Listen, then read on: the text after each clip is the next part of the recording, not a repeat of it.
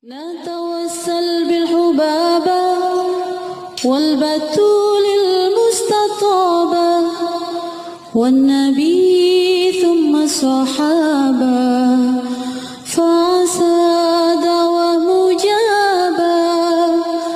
نتوسل بالحبابة والبتول المستطابة والنبي ثم الصحابة فعسى دعوة مجابة. Yang normal, yang biasa, Allah Subhanahu wa taala menciptakan tubuh kita mimma indafik yakhruju min baini sulbi wat taraib. Kita semuanya diciptakan dari air sperma seorang laki-laki yang masuk ke dalam rahim seorang perempuan dan berjumpa dengan indung telur. Kemudian terciptalah tubuh manusia dari sana. Begitu. Itu teman-teman, yang diciptakan dari tulang rusuk sekali lagi hanya Siti Hawa. Sekali lagi hanya Siti Hawa. Nah, ketika Nabi Adam begitu bangun tidur, dia lihat begitu pas apalah ya, saya nggak tahu tuh di surga ada tidur apa enggak. Sebab yang saya pernah dengar di surga tuh nggak ada tidur, gitu kan. Nah, pas noleh tiba-tiba ada cewek gitu kan, cakep gitu, mirip seperti dirinya, punya tangan, kaki, kepala dan lain sebagainya. Maka Nabi Adam pun berusaha mendekati dia. Allah kemudian berkata, ya Adam, la tagrub ilaiha hatta tuaddi mahraha. Nah, ini ada di kitab Al-Insan Al-Kamil, Muhammad Al-Insan Al-Kamil atau Anwar Al-Muhammadiyah, mohon maaf. Ada di kitab Al-Anwar Al-Muhammadiyah, cahaya-cahayanya Nabi besar Muhammad sallallahu alaihi wasallam. Yang kata guru saya Sayyidil Habib Umar bin Hafid, man arada nurun nabawi fa alaihi bil anwaril muhammadiyah. Siapa yang kepengen banyak dapat cahayanya Nabi Muhammad, bacalah kitab Anwar Muhammadiyah. Saudara sekalian saya muliakan, di dalam kitab tersebut dikisahkan kisah ini. Jadi Nabi Adam ketika mendekati Siti Hawa, Allah berkata kepadanya, Adam, kamu gak boleh dekat sama dia sampai kamu akad dan bayar maharnya. Sampai kamu bayarin maharnya, baru bisa jadi halal. Wa ma mahroha ya Rabb, Nabi Adam nanya, apa maharnya ya Allah? Allah berkata, antusalli ala habibi Muhammad sallallahu alaihi wasallam asyara marrat, bersolawatlah kepada kekasihku Muhammad 10 kali. Nabi Muhammadnya belum ada nih. Akan tetapi subhanallah, Allah subhanahu wa ta'ala kemudian menjadikan maharnya Nabi Adam dengan Siti Hawa adalah bersolawat kepada baginda Nabi besar Muhammad sallallahu alaihi wasallam. Makanya memang salah satu hal yang baik untuk kamu perbanyak dalam rangka mudah untuk diijabah hajat adalah bersolawat. Kamu kalau pengen apa-apa, udah banyakin solawat aja dah. Itu senjata kita banget teman-teman. Nabi Adam ini bukan umatnya Nabi Muhammad loh sebenarnya kan. Segitunya aja urusannya sama solawat. Apalagi kita nih yang umatnya. Itu adalah senjata besar, senjata ampuh yang Allah Subhanahu wa taala berikan dalam kehidupan kita ini. Bersolawat kepada baginda Nabi besar Muhammad sallallahu alaihi wa ala alihi wa sahbihi wasallam. Ada beberapa kawan saya pernah ngadu sama guru kami tentang rasa cemburu. Ada gitu. Kita ini kan sebagai seorang istri pasti aja ya, cemburu itu tanda cinta. Gimana nih Ubabah cara nyembuhin hati dari cemburu? Kata Ubabah, cemburu itu sesuatu yang normal. Kalian tahu nggak, Siti Hawa aja cemburu? Kan jadi pertanyaan ya, Siti Hawa cemburu dari siapa? Siapa yang dicemburuin Siti Hawa? Dinosaurus. Siapa nih gitu kan? Yang lain-lain kan malaikat gitu. Jadi Kayaknya nggak pantas banget buat cemburu gitu. Namanya bukan makhluk yang sama tuh kan. Ibu-ibu pernah cemburu mayam? Enggak kan? Pernah cemburu sama kucing? Kan enggak gitu. Jadi kita kan cemburu biasanya sama sesama begitu kan ya. Baba kemudian bercerita kabarnya Siti Hawa itu dari cemburunya kepada Nabi Adam, tiap kali Nabi Adam habis jalan keliling-keliling di surga, pulang-pulang tulang rusuknya dihitungin.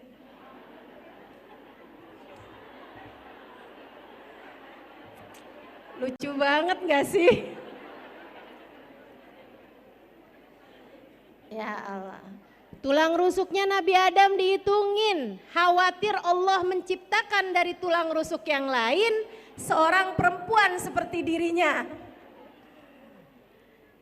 Teman-teman sekalian sekalian yang saya muliakan, ini Nabi Adam dan Siti Hawa turunkan, kemudian Allah Subhanahu wa taala bersama dengan turunnya Nabi Adam dan Siti Hawa diturunkan 3 barang tersebut. Kemudian Allah perintahkan sesudah mereka berjumpa di Padang Arafah, Allah SWT perintahkan Nabi Adam untuk menggali sebuah tempat di mana Allah menurunkan Hajar Aswad di tempat tersebut, yaitu Ka'bah yang sekarang ini teman-teman, gitu ya. Area Ka'bah sekarang itu nggak pernah berubah-berubah. Itu adalah tempat turunnya Hajar Aswad dari atas langit ke atas muka bumi ini. Nah itu Allah SWT perintahkan di titik itulah bangunlah Ka'bah. Dibangunlah Ka'bah, kemudian Ka'bahnya jadi hancur di zamannya Nabi Allah Nuh alaihi salam ketika banjir bandang. Kemudian Nabi Nuh membangun kembali sesudah surutnya banjir tersebut. Kemudian hancur lagi di zamannya Nabi Allah Sulaiman alaihi salam. Karenanya ma min nabiyyin illa wahaj, tidak ada satu nabi pun kecuali semuanya pasti pernah haji. Perhatikan, tidak ada satu nabi pun kecuali semuanya pasti pernah haji. Jadi semua nabi-nabi itu pada pernah haji, semua tanpa terkecuali. Teman-teman sekalian yang saya muliakan, karenanya haji itu atau pelataran Ka'bah itu adalah salah satu dari tanah paling mulia yang pernah diinjak orang, karena di tempat itu pula lah begitu banyak orang-orang soleh yang pernah menapakkan kaki di sana. Saya teman-teman setiap kali tawaf saya suka ngebayangin hal kayak gitu. Jadi saya pikir ya Allah, Nabi Adam tawaf, Nabi Ibrahim tawaf, Nabi Nuh tawaf, Nabi Ismail tawaf, Nabi Yahya, Nabi Zakaria. Semuanya pada pernah tawaf di tempat ini ya Allah. Sekarang saya pun kau izinkan untuk tawaf di tempat ini. Ya Allah, sebagaimana engkau telah memandang mereka dengan pandangan cintamu, pandanglah hamba yang hina dina ini juga dengan pandangan kasih sayangmu. Kalau lagi tawaf saya suka bayangin Nabi Muhammad tawaf. Nabi Muhammad kita sallallahu alaihi wasallam, baginda kita Rasulullah sallallahu alaihi wasallam tawaf, teman-teman saudaraku sekalian, tawaf. Bahkan ketika beliau belum haji sekalipun, Nabi itu sebelum Islam itu setiap tahun haji. Sebelum haji yang menjadi syariat Islam, sebelum hijrahnya Nabi Muhammad ke Madinah, setiap tahun Nabi Muhammad haji, tapi hajinya nggak dihitung. Kenapa gitu? Karena itu haji yang bukan merupakan syariat Islam, bukan haji yang merupakan melaksanakan rukun Islam. Makanya nggak dihitung. Makanya kalau ada pertanyaan gitu kan, berapa kali Nabi Muhammad pernah haji? 1 kali, yaitu haji wada. Nah hajinya Nabi Muhammad yang sebelum Islam atau sebelum diutus oleh Allah Subhanahu wa taala dengan syariat Islam, haji yang menjadi syariat Islam itu setiap tahun Nabi Muhammad haji. Bahkan ketika Nabi Muhammad sudah jadi nabi sekalipun, selama ada di Mekah tiap tahun Nabi Muhammad haji. Karena haji ini adalah syariat dulu, syariatnya Nabi Allah Ibrahim alaihissalam yang membangun Ka'bah untuk terakhir kalinya sesudah rata tanah. Jadi sebelumnya Nabi Ibrahim tuh Ka'bahnya jadi rata tanah lagi. Nabi Ibrahim lah yang Allah Subhanahu wa taala pilih untuk membangun Ka'bah gitu ya. Nah, sejak Nabi Ibrahim sampai sekarang Ka'bahnya selalu ada, teman-teman. Pemugaran aja, akan tetapi Ka'bahnya selalu ada gitu. Nggak pernah rata tanah lagi gitu kan. Nah, saat rata tanah beneran itu maksudnya nggak ada nih, Ka'bahnya jadi nggak ada, itu adalah pada masa sebelumnya Nabi Allah Ibrahim alaihissalam. Yang sebelumnya lagi pernah rata tanah nggak ada juga di zamannya Nabi Allah Nuh alaihissalam. Tahun sebelumnya lagi yang pertama kali membangunnya adalah Nabi Allah Adam alaihissalam. Jadi sekalian yang saya muliakan, jadi Ka'bah dibangun kembali oleh Nabi Allah Ibrahim alaihissalam. Nabi kita Muhammad tawaf. Bahkan ketika beliau itu sudah jadi nabi nih, saat hari-hari biasa beliau itu tidak pernah melewatkan satu harinya dari tawaf, teman-teman, kalau beliau ada di Mekah. Sebab tawaf itu merupakan penghormatan terhadap Ka'bah. Lain sama sa'i. Sa'i itu hanya ada dalam rentetan ibadah haji ataupun umroh. Sementara tawaf, kamu asal masuk ke area Masjidil Haram, kamu sunnah untuk tawaf. Bahkan disampaikan dalam sebuah hadis bahwasanya innallaha anzal, setiap harinya Allah Subhanahu wa taala menurunkan 120.000 rahmat. 120.000 rahmat untuk Masjidil Haram. Allah baginya 60 rahmat buat yang tawaf, 40 rahmat buat yang sholat di Masjidil Haram, dan 20 rahmat buat yang lihat Ka'bah. Jadi kalau kamu Allah mudahkan, mudah-mudahan Allah takdirkan, di Masjidil Haram ya, yang tentu saja sekarang tidak ada di sana karena ada di Masjid Sunda Kelapa. Jangan jauh-jauh dari melaksanakan satu dari 3 hal ini, teman-teman. Kalau bisa tawaf, kalau nggak bisa sholat, kalau nggak bisa sholat pandanglah Ka'bah. Maksudnya kalau sedang memungkinkan tawaflah, kalau sedang tidak memungkinkan untuk tawaf sekurangnya sholat. Banyakin, Ustazah saya udah sholat apa aja? Sholat apa aja? Sholat sunnah Ustazah, sholat sunnah. Sholat qadha, sholat kamu yang dulu-dulu. Mungkin ada yang kelewat zaman jahiliyah. Iya kan, bangun-bangun udah siang hari gitu, kamu belum sholat subuh, dan mungkin sholat tersebut belum kamu laksanakan, belum kamu qadhain di masa-masa remajamu. Banyak-banyakin sholat di Masjidil Haram, karena sholat di Masjidil Haram 1 rakaat senilai 100.000 rakaat dibandingkan tempat yang lain. Gak tanggung-tanggung, teman-teman. 1 rakaatnya senilai 100.000 rakaat.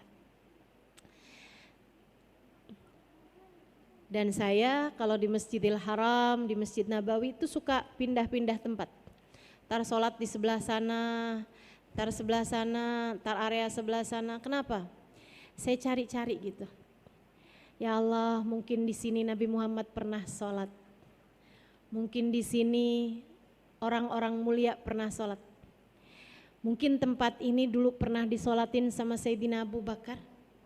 Mungkin di tempat ini dulu pernah disolatin sama Sayyidah Fatimah Zahra. Mungkin di tempat ini dulu pernah disolatin sama Sayyidah Aisyah Ridha. Mungkin di tempat ini pernah disolatin Rabi'atul Adawiyah. Mungkin di tempat ini pernah disolatin Syekh Abdul Qadir Jailani. Mungkin di tempat ini pernah disolatin Sayyidina Al-Faqihil Muqaddam Muhammad bin Ali Ba'alawi. Mungkin di tempat ini pernah disolatin Sayyidina Syekh Abu Bakar bin Salim. Kita nggak pernah tahu, teman-teman, Imam Syafi'i dulu sholat di mana aja, Imam Malik dulu sholat di mana aja. Jadi saat kamu sedang ada di Mekah, saat kamu sedang ada di Madinah, perbanyaklah untuk berada di dalam masjidnya. Jangan kebanyakan keliling pasar.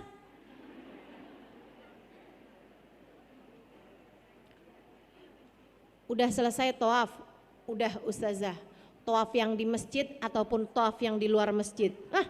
Kamu salah tawaf di luar masjid? Oh ustazah, pasar itu, mall itu. Dari bin Dawud sampai bin-bin yang lain, udah dimasukin semuanya. Teman-teman, kalau cuman sekedar mau beli oleh-oleh umroh, oleh-oleh haji, Tanah Abang banyak. Mungkin di sini ada yang nggak tahu, orang luar daerah saya kasih tahu dah. Tuh depan pasar Tanah Abang, ya kan? Kalau Ustazah tahu banget, saya punya pengajian daerah situ. Bukannya saya suka kelilingan di situ ya. Kalau sekedar mau beli oleh-oleh, sekedar mau beli apa gitu kan, tempat yang lain banyak. Tapi kan kalau mau tawaf, di mana lagi kalau enggak di Masjidil Haram? Memandang Ka'bah senilai 20 rahmat turun kepadamu teman-teman saudaraku sekalian. 60 buat yang tawaf, 40 buat yang sholat, 20 buat yang lihat Ka'bah. Sampai dalam hadis disebutkan nadrah ilal Ka'bah ka ibadah sana. Sekali ngelihat Ka'bah kayak ibadah 1 tahun. Sekali lihat Ka'bah kayak ibadah 1 tahun. 1 tahun. Siam naharaha wa qiyam lailaha. Siangnya puasa, malamnya tahajud. 1 tahun. Sekali lihat doang. Saudaraku sekalian yang saya muliakan, sayang-sayang banget kan kalau kita tidak memanfaatkan itu. Pernah ada seorang ulama pas depan Ka'bah meremlek. Tanyain nama muridnya, Kiai kelilipan? Enggak. Kok gitu meremlek Kiai? Biar hitung banyakan. Kata Nabi sekali lihat Ka'bah hidung setahun. Jadi biar banyak kan setahun, 2 tahun, 3 tahun, 4 tahun.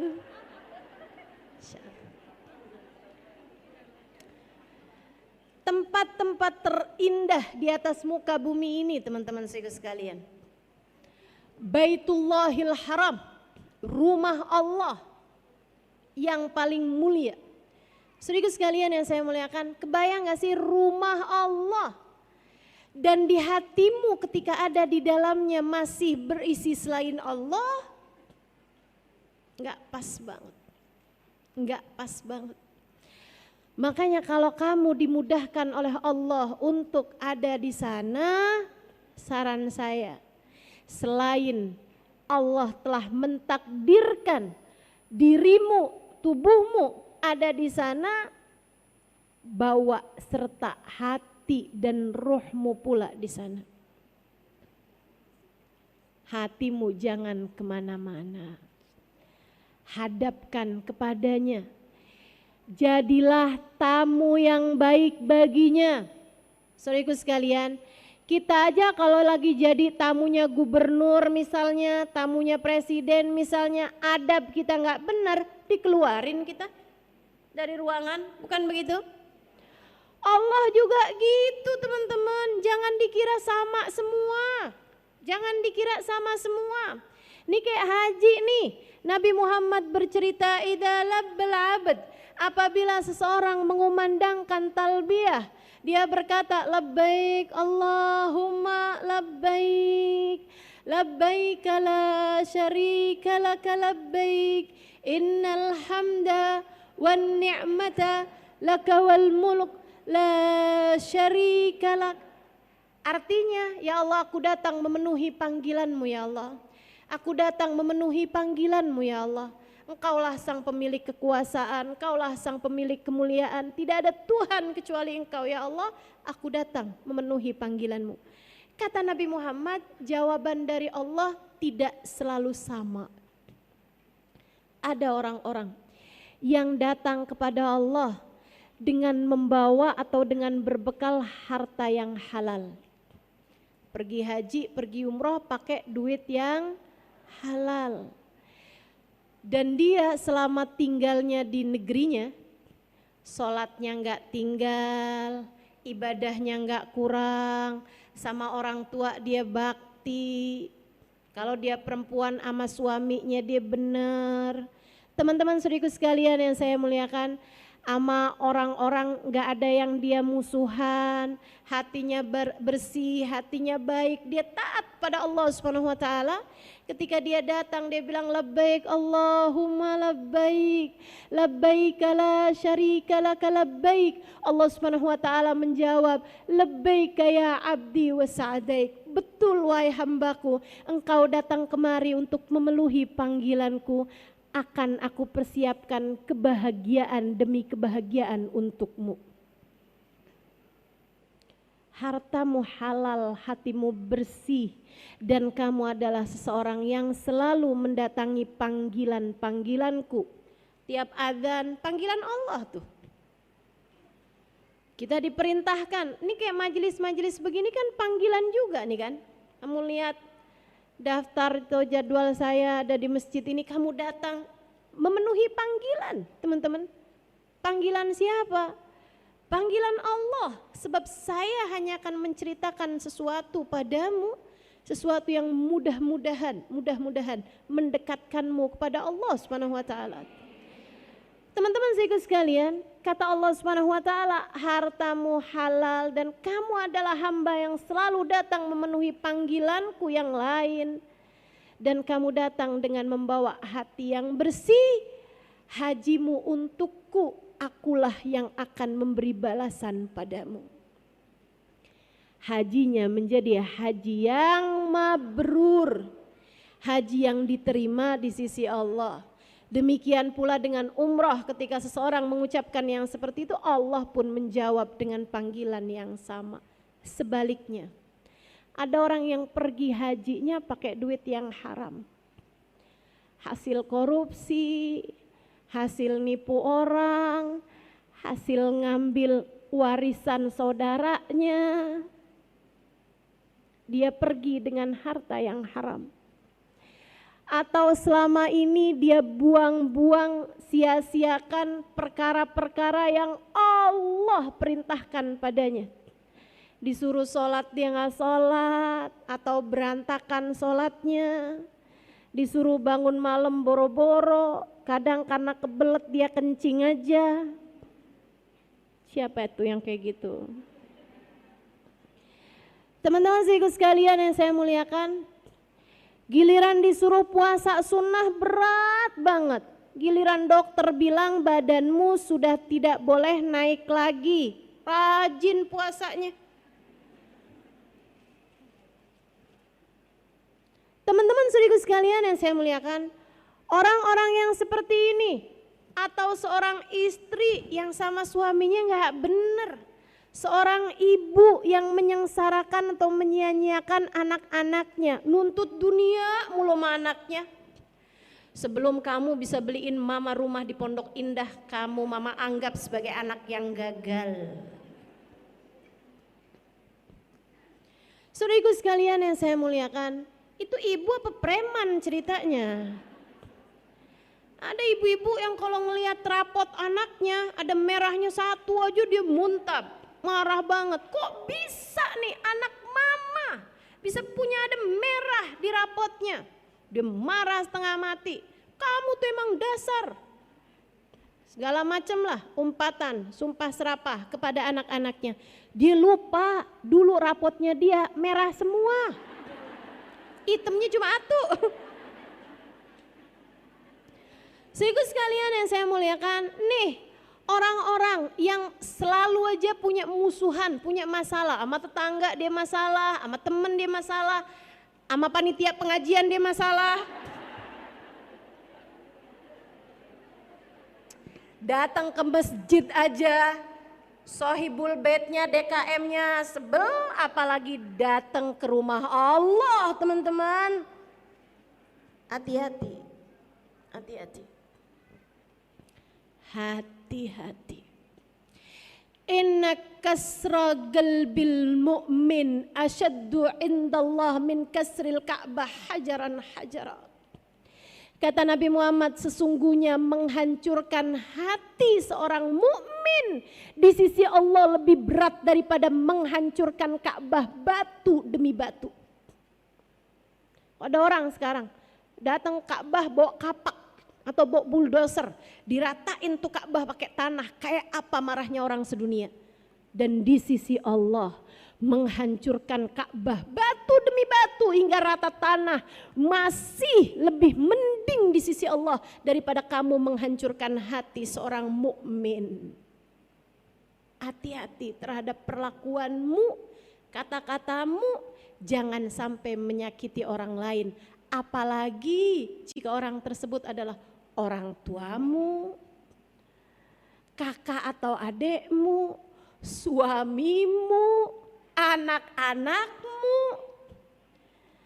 Kamu pikir anakmu milikmu? Bukan, dia milik Allah, dia hamba Allah. Kamu pikir suamimu milikmu sehingga kamu boleh nampar, cubit, pukul, diracun? Bukan, suamimu bukan milikmu, ia adalah milik penciptanya, milik Allah Subhanahu wa ta'ala. Perlakuanmu kepadanya akan membuat Allah Subhanahu wa ta'ala langsung yang akan membalasmu. Kamu jadi istri aja gak diterima sama suamimu, mau jadi hamba Allah, pergi berangkat ke rumah Allah dan kamu diterima. Tunggu dulu teman-teman saudaraku sekalian. Jangankan haji, jangankan umroh, Nabi Muhammad bercerita, "Thalathatun la turfa salatuhum fawqa ra'sihim shibra." Imamun zalim, wa imra'atun batat wa zawjuha 'alaiha sakhit, wa akhwan mutasariman. Dalam hadis sahih Nabi Muhammad menceritakan 3 kelompok orang. Tiap kali dia sholat, sholatnya gak akan terangkat dari kepalanya 1 jengkal pun. 1 jengkal pun. Teman-teman saudaraku sekalian, sholat tuh buat diterima mesti keangkat dulu. Gimana ceritanya kalau keangkat aja enggak, gimana mau diterima? Dan kalau diterima baru ada pilihan, mau dibalas apa enggak dibalas. Tuh kayak WhatsApp. Saudaraku sekalian, kalau belum terkirim gimana mau diterima? Terkirim aja belum? Terkirim dulu baru diterima kalau ada sinyal, kan begitu ya? Nah kalau misalnya nggak ada sinyalnya gitu kan, terus nggak terkirim atau nggak keterima, gimana mau dibalas teman-teman? Demikian pula dengan amal ibadah kita gitu kan, ada syaratnya keangkat dulu, artinya keangkat terkirim gitu. Nah habisnya terkirim kemudian baru diterima apa enggak sama Allah, kemudian habisnya diterima atau enggak, baru kemudian Allah balas atau enggak balas. Nah ini ada kelompok orang, sholatnya tidak keangkat 1 jengkal pun dari atas kepalanya. Siapa mereka ya Allah? Imamun zalim, seorang pemimpin yang zalim. Camat kek, bupati kek, wali kota kek, gubernur kek, apalagi presiden. Pemimpin-pemimpin yang zalim, sholatnya tidak terangkat 1 jengkal pun karenanya atas nama cinta. Saya sampaikan kepadamu, enggak usah ada yang nyalon.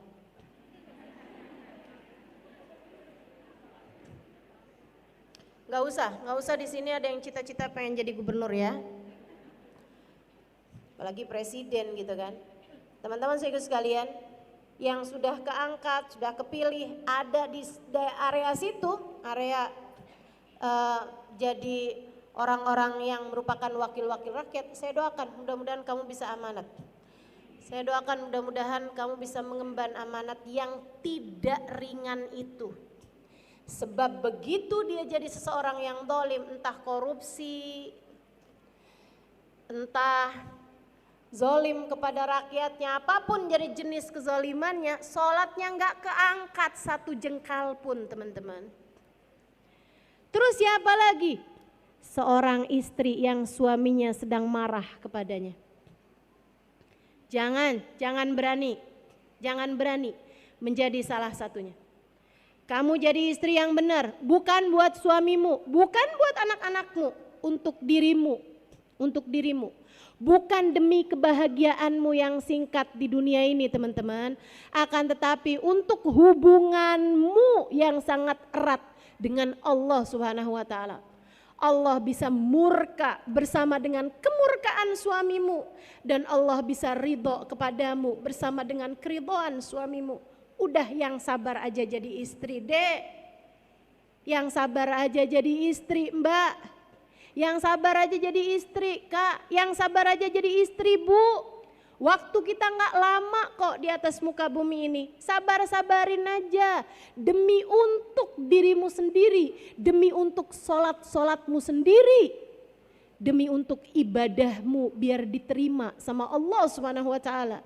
Demi untuk pintu surgamu yang kamu bisa diperkenankan, dibukakan dari semua pintu surga, kamu boleh masuk ke surga manapun yang kamu inginkan. Kurang apa balasan Allah buat istri yang soleha? Kurang apa balasan Allah untuk istri yang mampu sabar menghadapi suaminya? Udah, sabar-sabarin aja. Tuh Asia punya istri Fir'aun.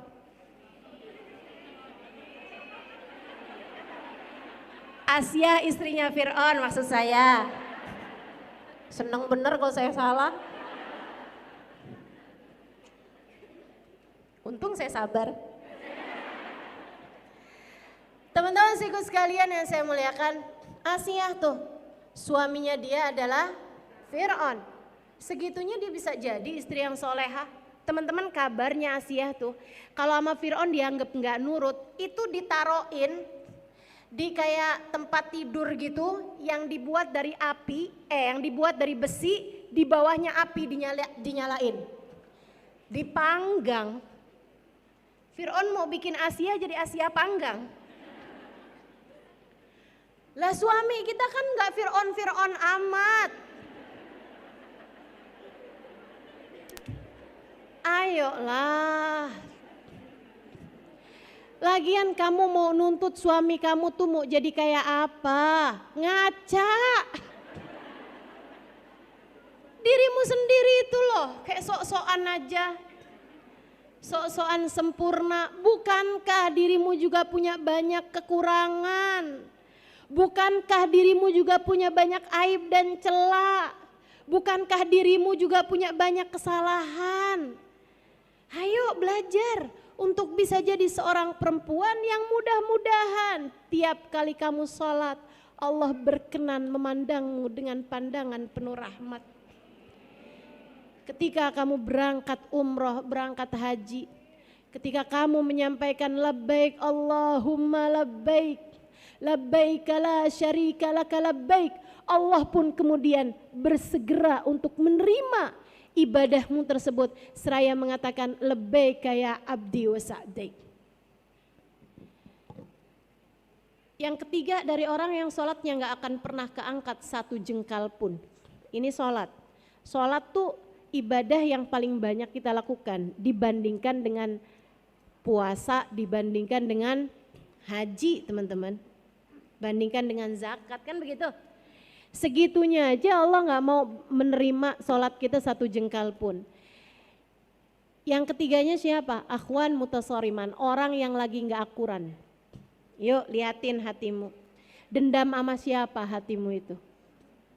Hah? Punya kebencian sama siapa hatimu itu? Diapain sampai bisa segitu dendamnya? Diapain sampai kamu bilang seumur hidup gak akan pernah saya maafkan orang itu?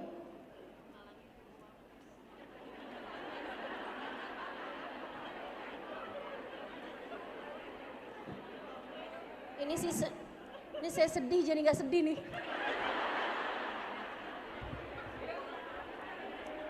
Saya bacain ya. Ini adabnya panitia nih. Dia gak mau ngumumin, gak mau mutusin bicara saya gitu kan. Tapi ya kayak minta tolong saya buat bacain. Yang memiliki mobil Calya. Saya baru tahu ada mobil merek kayak ini. Apa? Oh Kalia, oke. Yang memiliki mobil Kalia B2291UZF. Senang bener kalau saya salah. Hiburan ya buatmu ya. Habisnya Ustazah kan pinter, kita demen nih kalau salah. UZV. Mohon sekarang dipindahkan karena menghalangi pintu wapres.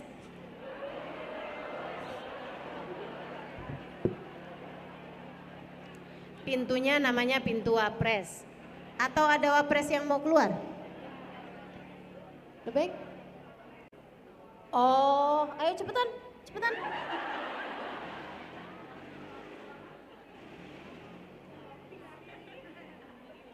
Suara apa tuh?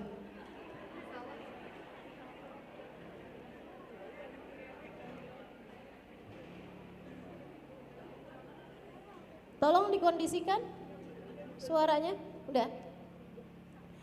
Baik, teman-teman sekalian, ini kayak bahas haji, tiba-tiba kita kayak di pesawat gitu. Suaranya di depan sini kedengarannya kayak suara pesawat mau terbang ya. Tuh kan?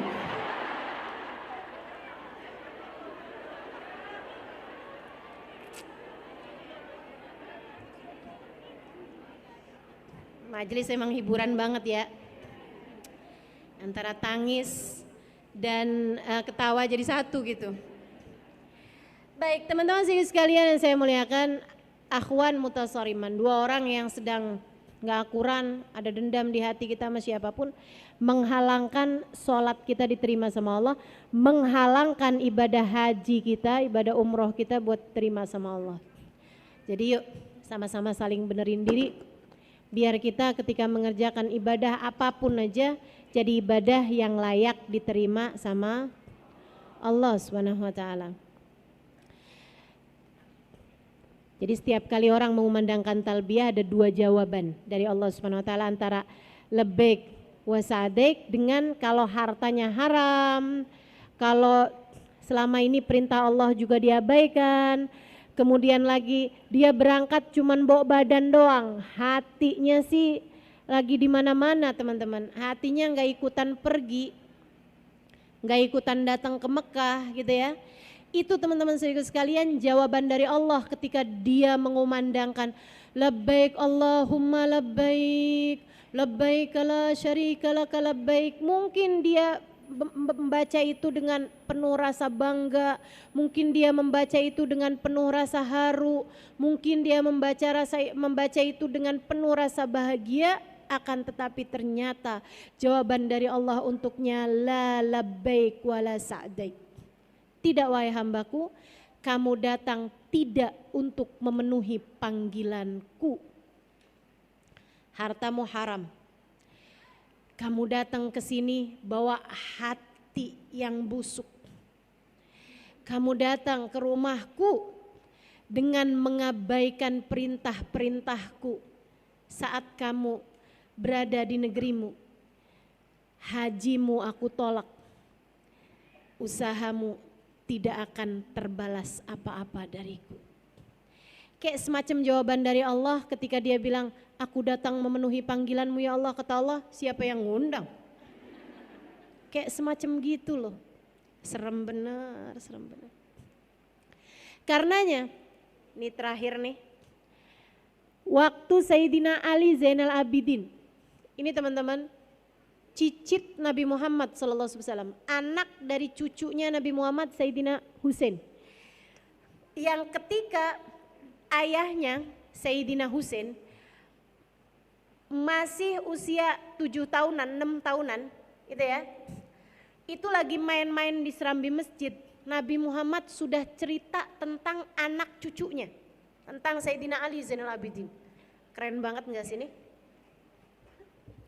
Jadi ahli ibadah fayagum ibn waladi hada, yang akan berdiri adalah anak dari cucu saya ini, Ali Zainal Abidin.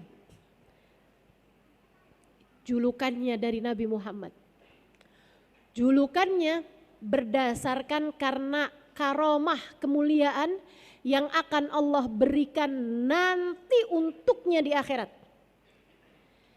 Ini nih Allah angkat bukan jadi pejabat dunia teman-teman. Jadi pejabat akhirat, semulia-mulia ahli ibadah kepada Allah. Seindah-indah ahli ibadah kepada Allah, akan ada panggilan seperti itu. Yang bangun adalah Ali bin Husain bin Abi Thalib, Ali bin Husain bin Ali bin Abi Thalib, atau Ali bin Husain bin Fatimah bintun Nabi sallallahu alaihi wasallam.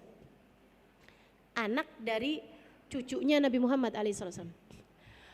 Wahai Jabir, anak itu tadi, si Ali ini nanti akan lahir seorang anak laki-laki namanya sama denganku.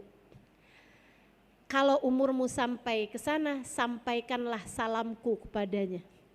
Kepada Muhammad bin Ali bin Husain bin Ali bin Abi Thalib. Kepada Muhammad bin Ali bin Husain bin Fatimah bintun Nabi sallallahu alaihi wasallam. Saudara sekalian, hadis ini disampaikan oleh Sayyidina Jabir kepada Sayyidina Husain di masa dewasanya. Menjadikan Sayyidina Husain ketika punya anak dikasih nama Ali. Punya anak laki-laki. Gak lama lagi punya anak lagi, laki-laki lagi. Kasih nama Ali lagi. Siapa tahu Ali yang ini nih yang dimaksud Nabi. Kemudian punya anak lagi, laki-laki lagi, kasih nama Ali lagi. Buat ngebedain, yang pertama dikasih nama Ali Akbar. Yang tengah Ali Ausat, yang bawah Ali Asghar. Ali gede, Ali sedang, Ali kecil. Ali bontot. Teman-teman sekalian, akan tetapi Ali-Ali yang lain umurnya tidak panjang. Yang panjang adalah Ali yang tengah, Ali Ausat. Ialah yang umurnya panjang dan menjadi Ali yang akan saya ceritakan ini. Teman-teman sekalian, tiap malam punya 1000 rakaat sholat sunnah. Sholat sunnah bukan asal sholat yang hatinya kemana-mana. Sholat sunnahnya, rumahnya kebakaran, beliau enggak terasa. Beliau tidak keluar dari sholatnya, habis selesai sholat baru sadar rumahnya kebakar.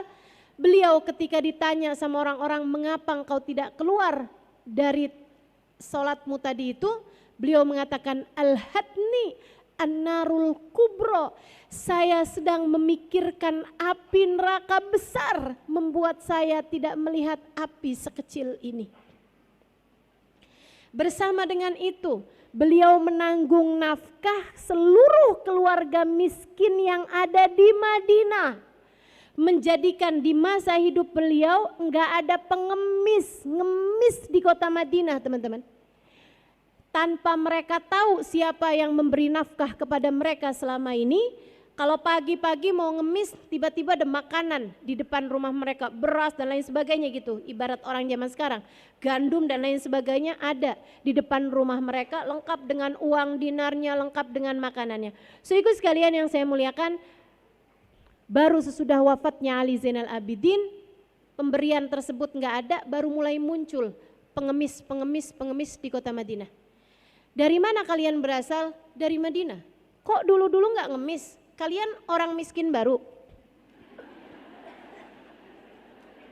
Mereka jawab, kami miskin sudah dari lama. Akan tetapi dulu setiap kali kami mau berangkat pergi ngemis di malam harinya, karena kami udah nggak lagi punya makanan untuk besok hari, pagi harinya kami mendapati ada makanan yang teronggok lengkap untuk kebutuhan kami sebulan ke depan. Kami tidak tahu siapa yang memberi, akan tetapi sesudah wafatnya Ali Zainal Abidin, pemberian tersebut tidak pernah lagi kami dapatkan. Beliau ngangkut sendiri, teman-teman. Pakai punggung mulia beliau. Tiap kali budaknya mau ngangkatin, beliau bilang, gak usah, sudah kamu tidur aja sana. Biar Tuhan saya yang angkat, itu kan berat Tuhan. Ama tahmil wizri yaumal qiyamah. Beliau mengatakan, kamu tidak akan pernah bisa menanggung dosa saya di akhirat. Pergilah tidur, biarkan saya sendiri yang akan mengangkatnya. Ibadah yang luar biasa besar, diiringi dengan hati yang luar biasa ingkisar. luar biasa merasa dirinya bukan sesiapa, merasa dirinya orang paling kotor, orang paling hina dan pendosa paling besar teman-teman saudaraku sekalian. Betapa sangat jauhnya dari kita. Yang baru bisa sedekah dikit aja ngerasanya, tuh orang kalau nggak saya yang kasih nggak hidup tuh orang. Siapa kamu sampai bisa ngerasa seperti itu? Ali Zainal Abidin bikin pengemis di kota Madinah nggak ada selama beliau hidup. Merasanya biarkan saya sendiri yang membawa beban berat di atas pundak saya ini. Sebab tidak ada yang bisa menanggung dosa saya di akhirat nanti. Teman-teman saudaraku sekalian yang saya muliakan, kita baru ibadah dikit ngerasanya udah calon penghuni Firdausul A'la.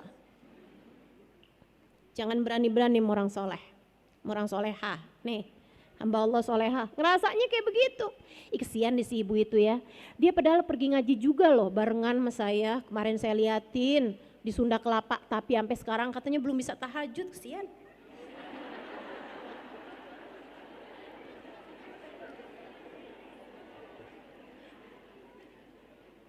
Siapa kamu ini?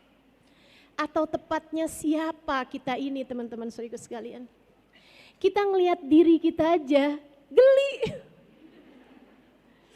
Ya Allah, ya Allah. Mudah-mudahan Allah bimbing terus hati kita. Biar tahu hakikat insya Allah. Satu waktu Ali Zainal Abidin pergi haji.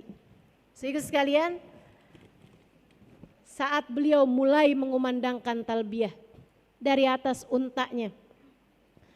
Beliau mulai habis selesai miqat, beliau naik untanya, penampilannya sederhana, keadaannya tidak juga dijaga sama penjaga-penjaga gitu, enggak, biasa-biasa aja. Beliau saat mulai mengumandangkan talbiyah, labbaik Allahumma labbaik, labbaik la syarika laka labbaik, innal hamda wan ni'mata laka wal muluk la syarika lak, labbaik Allahumma labbaik. Beliau pingsan. Orang pun kemudian mengerumuninya sampai beliau sadar. Ketika beliau mulai sadar, mereka pun mulai bertanya, apa yang terjadi denganmu Tuan? Apa yang terjadi denganmu? Kenapa nih, apa belum sarapan gitu kan? Apa-apa nih, kenapa? Sebabnya. Dia bilang, ini akhaf, ini khasyid. Saya khawatir jawaban dari Allah la labbaik wala sa'daik. Tidak wahai Ali, kamu tidak datang memenuhi panggilanku. Tidak ada kebahagiaan demi kebahagiaan untukmu. Jika seorang Ali Zainal Abidin dengan ibadah yang seperti itu takut jawaban dari Allah la labbaik wala sa'daik, maka bagaimana pula dengan kita? Saudaraku sekalian saya muliakan, akan tapi beliau adalah makhluk Allah yang mulia. Sebagaimana nanti di akhirat dimuliakan Allah SWT dengan seindah-indah keadaan, dipilih Allah jadi Zainal Abidin, seindah-indah hambanya Allah SWT. Demikian pula ketika beliau hendak mengerjakan tawaf. Saudara sekalian saya muliakan, waktu itu, zaman itu, kalau ada khalifah sekalipun mau tawaf, presiden, di atasnya presiden khalifah itu, kalau mau tawaf itu nggak ada diberhentiin orang lagi tawaf, biarin presiden ini sendirian yang tawaf atau dijagain dikawal gini gitu tuh nggak. Jadi presidennya juga ya ikutan desek-desekan gitu.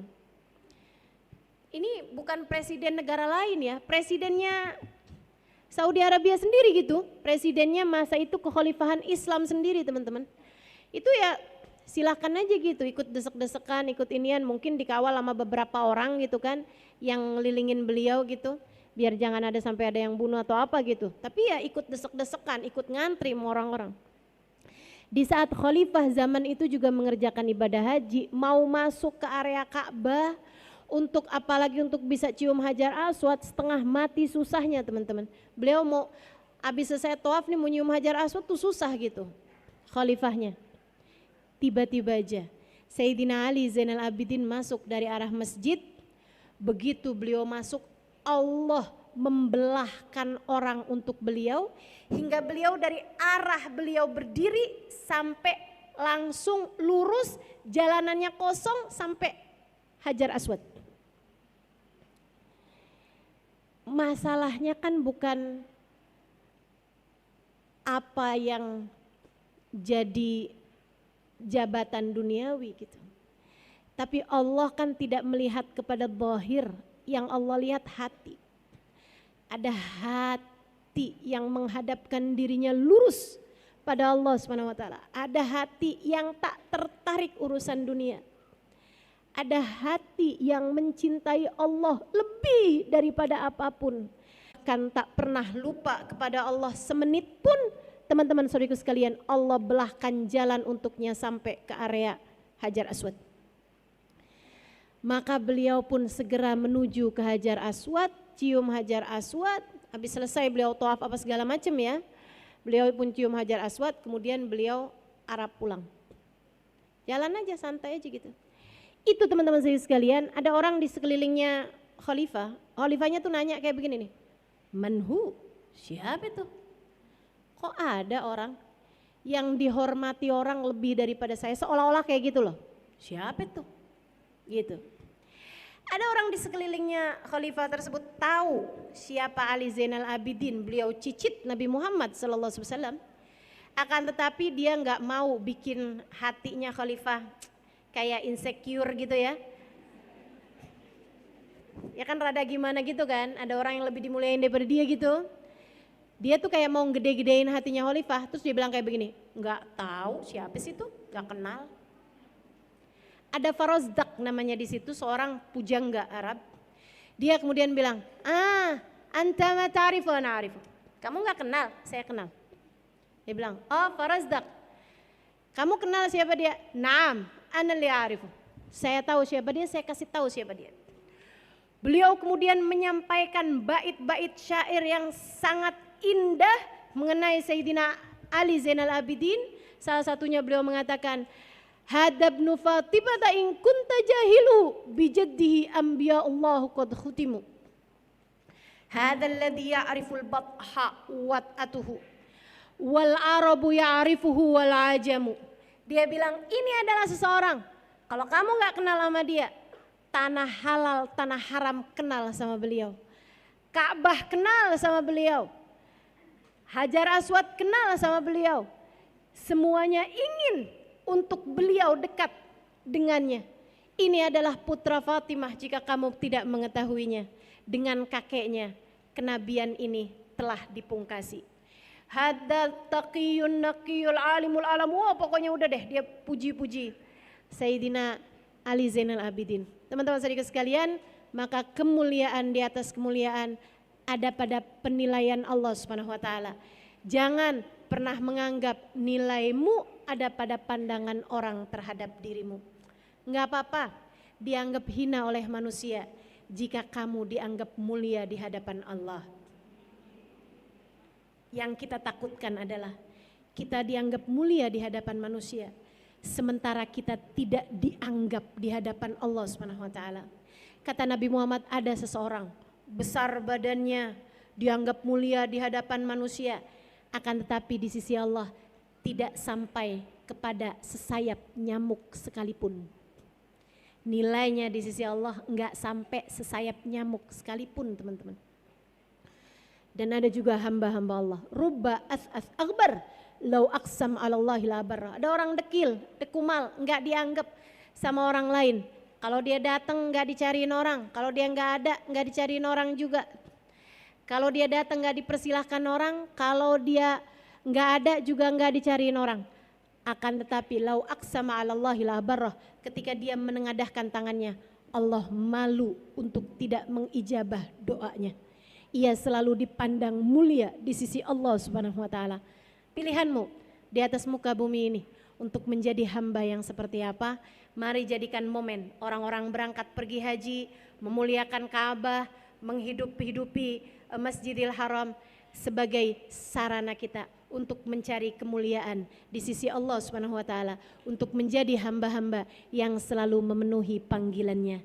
Amin ya rabbal alamin. Rabbana zalamna anfusana wa illam taghfir lana wa tarhamna lanakunanna minal khasirin. Rabbana atina fid dunya hasanah wa fil akhirati hasanah wa qina adzabannar bi fadli subhana rabbika rabbil izzati amma yasifun wa salamun alal mursalin walhamdulillahi rabbil alamin. Al-Fatihah biniyati annallaha yaqdi lana jami'al hajat. Silahkan sebutkan hajat masing-masing.